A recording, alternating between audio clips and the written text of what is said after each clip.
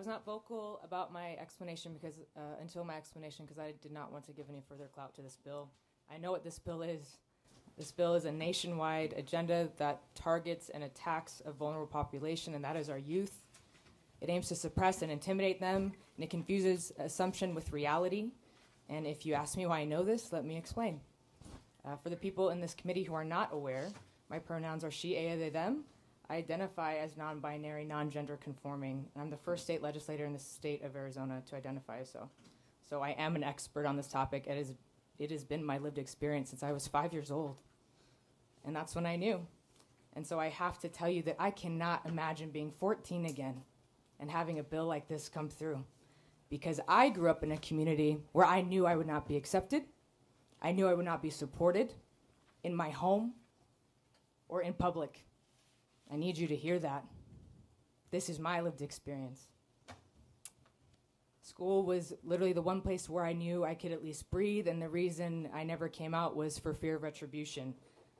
I was one of those students that considered suicide, and you know why? Not because I was depressed. If anything, I felt that way because I knew I could not be my authentic self. And I am so grateful to be here today, to show young people and people in general that there is nothing wrong with you. You have every right to be who you are.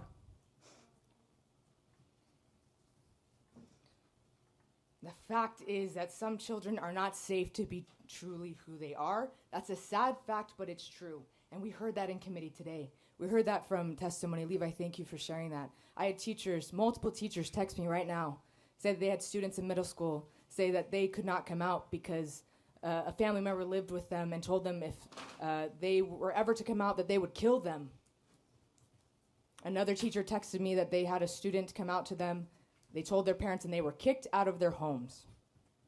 So this assumption that you just don't think families will have this reaction is absolutely, unequivocally false.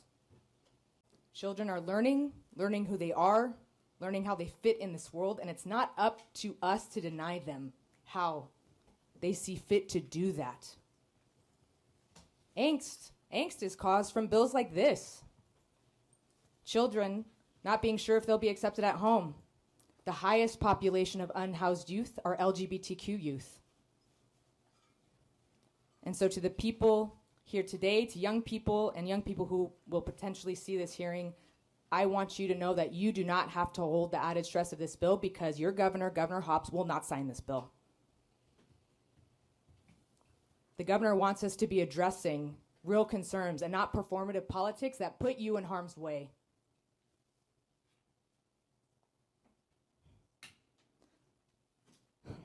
I want you to know that the Democratic caucus supports you.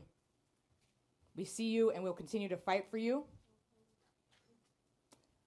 If we put one student in harm's way, this bill is not worth it. Not one life. It sets a dangerous precedent. Lives are on the line. And if you don't believe me, please come to my office.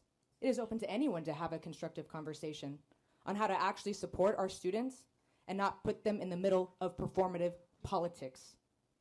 I vote nay.